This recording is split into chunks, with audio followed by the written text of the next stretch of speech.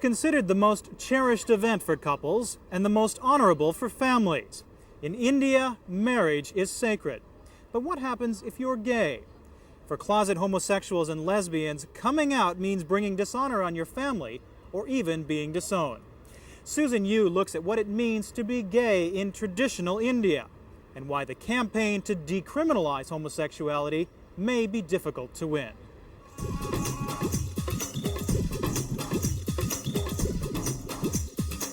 There are contradictions in the scene. It's not at all a very happy scene. Still a subject which is behind the doors, behind the curtains. Even though it's very underground, there's a community of people that's emerging. In traditional India, the pressures to get married are incalculable. It was the same old story that you have to take the family name along, and what will the neighbors say, what will your relatives say. You just have to get married. There was no option ever that was given to me. Bhumi Sharma fulfilled his family duty by marrying 5 years ago. But on a day that's supposed to bring bliss, the then 20-year-old groom was tormented by a secret. He was attracted to men. I was very confused. I wasn't sure that I would be able to keep my wife and my family together the way normal straight people do. And it was really hard for me to kind of go through the process of marriage. Bhumi's marriage produced a child before he decided to come out. Today, he's a proud father and an openly gay man with a steady lover. While Bhumi's family refuses to accept his homosexuality, surprisingly, he has the support of his wife. It's a dilemma that's repeated every day by countless others in India. There have been a couple of cases where women have had to leave home and come away because the options were either them really very clearly feeling that their lives were threatened, or that they were being forced into marriage. Anjali Gopalan heads the New Delhi-based Naz Foundation, an organization that provides support for gays and lesbians. She explains how societal pressures can be fatal. There have been a few cases, one which was highly publicized in Orissa, where these two women, one managed to kill herself and the other didn't, right?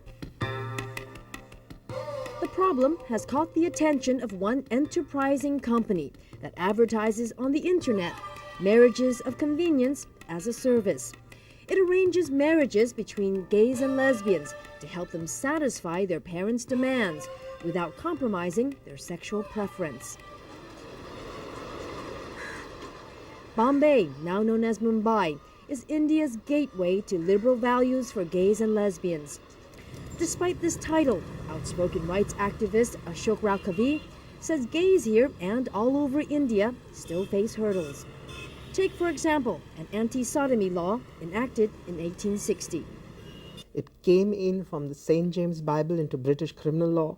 From the British criminal law, it came into the Indian Penal Code and all the penal codes of the colonial countries like Malaysia, Sri Lanka, everywhere. Britain's former colonies in Asia have virtually scrapped this archaic law. But in India, it's still on the books as Section 377. It states, whoever voluntarily has carnal intercourse against the order of nature with any man, woman, or animal shall be punished with imprisonment for life or 10 years in jail and a fine. Rights activists are fighting to decriminalize a law they say fails to distinguish between coercive and consensual sex. Another reason, they claim police use the antiquated law to extort money from gays. Who is going to challenge these laws? I think they're the communities that are affected by that. 30 cases relating to Section 377 have come up in the courts between 1860 and 1992. Gay and lesbian groups have been challenging the law since 1994, when they filed a petition to decriminalize it in a New Delhi High Court. It goes against constitutional rights. It goes against your right to life. It goes against right to equality. It goes against your right to freedom of speech and expression. That law will be challenged, but at the moment it's stuck because people are very afraid of the homophobic judges. They're not very confident that the judges will strike this law down. We have changed some law here and there. Some of the old laws have been struck off. But otherwise, the Indian Penal Code remains intact.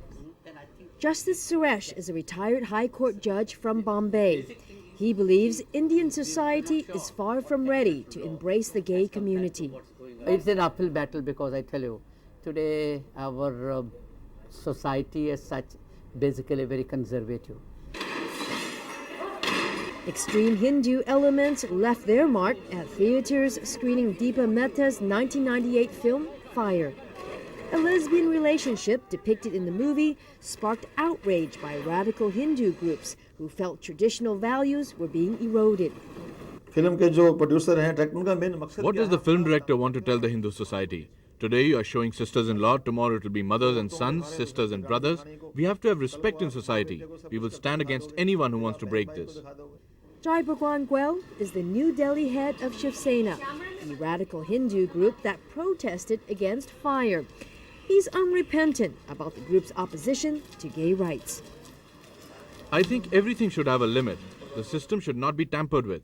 Our holy books do not have all this, especially in India. These things are negative. If you give more rights to gays and highlight these rights, they will spread. It's these kinds of attitudes that cause gays to live in torment, according to the government-backed All India Commission for Women. Well, to tell you frankly, I don't think that the Indian woman talks about lesbianism also. It's still a matter, it's still a subject which is behind the doors, behind the curtains. And like the Western counterpart, Indian women have not come out openly. That's changing though, with the growing number of gay and lesbian literature and events taking place in Asia. In an unprecedented move, CALR, or the Campaign for Lesbian Rights, recently issued a comprehensive report outlining gay rights that should be achieved for the future. Indian gay activists are embracing the millennium by kicking off a one-of-a-kind conference here in Mumbai called Looking Into the Millennium. The event will cover gay issues and is expected to attract participants throughout the region. In mid-February, at least 50 gay groups throughout India are expected to attend, along with 300 participants from all over Asia. The goal is to highlight awareness of gay issues, something historian and editor Salim Kidwai knows isn't easy. Unable to get Indian publishers to produce India's first anthology of gay and lesbian stories, Kidwai managed to get a major British publisher to throw its weight behind the book, which took roughly 10 years to compile. We just wanted to bring them to light to show that this is not a modern phenomenon. We have a long tradition of such attraction and writing about such attractions. It's post British influence, I mean 19th century onwards, where we find intolerance coming in. So I think our society is basically tolerant. If there are prejudices, they are prejudices that have been imposed upon us by the West. Ironically, it was Nishit Saran's exposure to the West that gave him strength to do what many consider unthinkable, coming out to his mother on film. The 23-year-old Harvard graduate won high marks overseas and in India for his documentary, Summer in My Veins. I was just sitting with my professors one day and I said, wow, maybe I should use this grant money to make this film. And also, it had never been done before. So that was like challenging and interesting that, never in the history of cinema did you have a live documentation of it coming out. When your son came out to you, what was your first thought? I felt strange and I thought probably he was joking. And I said to him also on the camera at that time, I said, "Are you serious?" And then I realized myself that he couldn't be making fun of me across the camera. With such liberal-minded parents, Nishit considers himself lucky. But for other gays, they know all too well that all life stories don't have happy endings. Primi Sharma's biggest fear is not discrimination, but whether his daughter will accept his homosexuality.